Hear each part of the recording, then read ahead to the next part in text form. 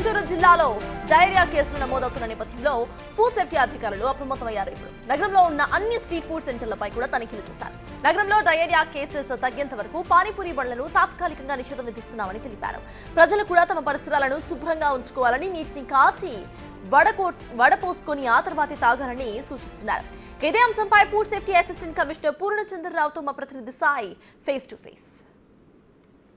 గుంటూరు నగరంలో ప్రతిరోజు వస్తున్నటువంటి డయేరియా కేసుల నేపథ్యంలో ఈరోజు గుంటూరు కలెక్టరేట్లో ఇంపార్టెంట్ సమీక్ష సమావేశం జరిగింది. దీంట్లో హెల్త్ కమిషనర్తో పాటు కలెక్టర్, అదేవిధంగా ఫుడ్ అండ్ సేఫ్టీ అధికారులు కూడా పాల్గొన్నారు. ప్రస్తుతం food and safety assistant commissioner Purnachandrarao మనతో ఉన్నారు. మాట్లాడదాం. ఏంటి సార్, ఎట్లాంటి పరిస్థితి ఉంది? నిన్నంతా తనిఖీలు చేపట్టారు. ఎక్కడన్నా ఈ ఫుడ్కి సంబంధించి కలుషితం గుర్తించడం జరిగింది. ఎట్లాంటి పరిస్థితి? ప్రస్తుతం గుంటూరు పట్టణంలో డయేరియా ఉన్నది, కానీ అంత ప్రమాదకరమైన పరిస్థితుల్లో లేదు.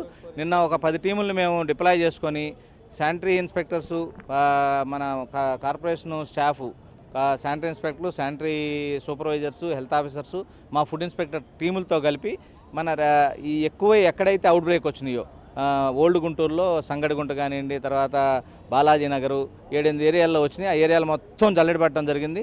అక్కడ ఉన్న హోటల్స్ కానీ, పక్కన కాలువ పక్కన ఉన్న హోటల్స్, చిన్న హోటల్స్, బిర్యానీ పాయింట్స్, బేకరీలు, స్వీట్ షాపులు అన్నీ తనిఖీ చేయడం జరిగింది. వాళ్ళందరినీ మాత్రం ఈ వారం రోజులు క్లోజ్ చేసుకొని టెంపరీ క్లోజ్ చేసేసాం. ఎక్కడైతే శానిటైజింగ్ కండిషన్స్ బాగోలేదో, మన లైసెన్స్ కండిషన్స్ ఏదైతే పాటించట్లేదో, లేకపోతే సరైన వాటర్ ఎవరు వాడట్లేదో వాళ్ళందరినీ టెంపరీగా క్లోజ్ చేసుకోమని చెప్పాము. తర్వాత మీ ద్వారా మేము హెచ్చరించేది ఏంటంటే, ఈ అవుట్ బ్రేక్ ఇట్లాంటి డయేరియా వచ్చినప్పుడు సీజనల్ కేసెస్ కాబట్టి కాచి వడపోసిన నీళ్ళని తాగమని చెప్తా ఉన్నాం. మున్సిపల్ వాటర్ని కాచి వడపోసి తాగండి. తర్వాత తినే ఆహార పదార్థాలకు వేడిగా ఉన్న పదార్థాలు తీసుకోండి. తర్వాత ఎక్కువగా బయట పదార్థాలని ఈ వారం రోజులు అవాయిడ్ చేయండి. తర్వాత బిర్యానీ పాయింట్ల మీద కంప్లైంట్స్ ఎక్కువ వస్తూ ఉన్నాయి. వాళ్ళందరి మీద కూడా సర్వేలెన్స్ చేస్తున్నాము. వాళ్ళ ద్వారా తర్వాత ఇంకోటి ఏంటంటే, మెయిన్ ఇట్లాంటి వాటికి వాటర్ కంటామినేషన్ పానీపూరి మా కమిషనర్ గారు కానీ, జిల్లా కలెక్టర్ గారు చెప్పింది ఏంటంటే, ఈ వారం రోజులు మాత్రం డయేరియా తగ్గిన దాకా పానీపూరి బళ్ళని మాత్రం కంప్లీట్ బ్యాన్ చేయమన్నారు. టౌన్లో ఎక్కడా కూడా ఈ వారం రోజులు పానీపూరి అమ్మటానికి వీల్లేదు. ఎవరైనా దీన్ని ధిక్కరించేస్తే మాత్రం ఇమీడియట్గా యాక్షన్ తీసుకుంటాం వాళ్ళ మీద. తర్వాత బిర్యానీ సెంటర్లు మీ ద్వారా మేము హెచ్చరించేది ఏంటంటే, ఈ సెంటర్లో ఎప్పుడు నిల్వ ఉంచిన ఆహార పదార్థాలు కానీ, నిల్వ ఉంచిన ఫ్రిడ్జ్లో ఉంటే కానీ సర్వ్ చేయొద్దని చెప్తా ఉన్నాం. ఫ్రెష్గా వేడి పదార్థాలనే సర్వ్ చేయమని మీ ద్వారా మేము హెచ్చరిస్తూ ఉన్నాం. ప్రజలకు కూడా మేము చెప్పేది ఏంటంటే, కాచి చల్లార్చిన నీళ్ళు కానీ, తర్వాత వేడి ఆహార పదార్థాలు కానీ, పర్సనల్ హైజీన్, చేతులు కడుక్కోవడం కానీ ఇవన్నీ పాటి మేము పోస్టర్ రిలీజ్ చేసాం. ఈ పోస్టర్ ప్రకారం టౌన్ అంతా అంటించడం జరుగుద్ది.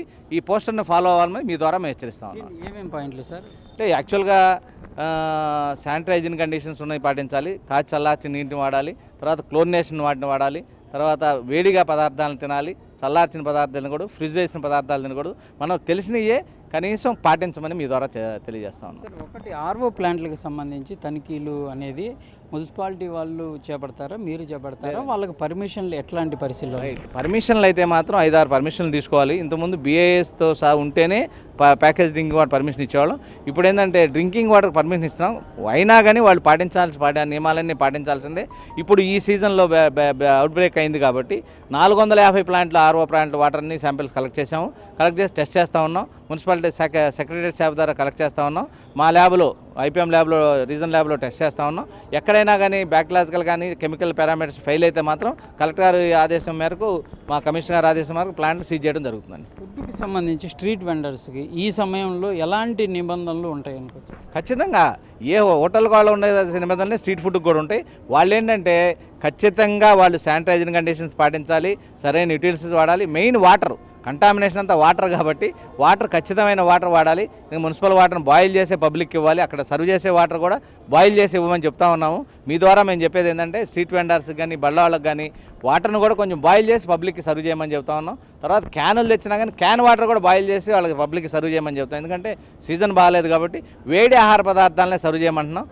ఎప్పుడైతే నిల్వ ఉంచిన పదార్థాలు కానీ, తర్వాత ఫ్రిడ్జ్లో ఉంచిన పదార్థాలు కానీ స్ట్రీట్ వెండర్స్ కానీ ఈ హోటల్ వాళ్ళు కూడా సర్వ్ చేయడానికి వీల్లేదని మీ ద్వారా హెచ్చరిస్తూ ఉన్నాం.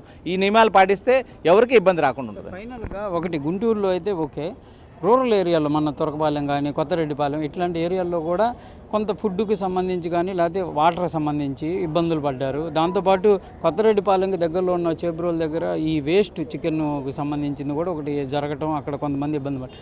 అలాంటి వాటి మీద ఏమన్నా దృష్టిలో పెట్టే అవకాశం అండి. ఇప్పుడు వాస్తవం అంటే వేస్ట్ మేనేజ్మెంట్ ఏంటంటే లోకల్ బాడీ కింద వస్తుంది. పంచాయతీ కానీ, మున్సిపాలిటీ కానీ, కార్పొరేషన్ కానీ వేస్ట్ మేనేజ్మెంట్ వాళ్ళు చేయాలి. చికెన్ వేస్ట్ కానీ, మటన్ వేస్ట్ కానీ వాళ్ళు జాగ్రత్తగా ట్రీట్ చేయాలి దాన్ని. తర్వాత ఏంటంటే ఎక్కడా కూడా ఈ సీజన్లో కూడా ఫుడ్ మూలాన ఫుడ్ పాయిజన్ అయితే 30 మంది 40 మంది ఎఫెక్ట్ అవుతారు, కానీ అక్కడొకళ్ళు ఎఫెక్ట్ అవ్వరు. ఫుడ్ మూలాన ఈ సీజన్లో ఎవరు ఎఫెక్ట్ కాలేదు. అయినా కానీ మేము తగిన చర్యలు తీసుకుంటా ఉన్నాం. ఎట్టి పరిస్థితిలో లోకల్ వాళ్ళు వేస్ట్ మేనేజ్మెంటే, కానీ వీళ్ళు రాష్ట్ర వ్యాప్తంగా సరఫరా చేస్తున్నారు. మీరు అసిస్టెంట్ కమిషనర్ ఉన్నారు కాబట్టి మీ దృష్టికి కూడా కొంత వస్తుంటుంది. అది తీసుకెళ్లి చేపలకు వేయటం, ఆ ఫుడ్ని మళ్ళీ అమ్మటం. అది యాక్చువల్గా ఏంటంటే అది ఫిష్ ఫీడ్గా పాండ్స్లో వేస్తున్నారన్నారు. ఆ ప్రాక్టీసెస్ తగ్గినాయండి. ఎందుకంటే ఆ పవర్ కమిషనర్ గారికి ఉంటాయి కాబట్టి, లోకల్ బాడీ ఆఫీసర్కి ఉంటుంది కాబట్టి ఖచ్చితంగా వాళ్ళు చర్యలు తీసుకుంటున్నారు. ఇది ప్రధానంగా కూడా పూర్ణచంద్రరావు అయితే క్లియర్గా చెప్తున్నారు.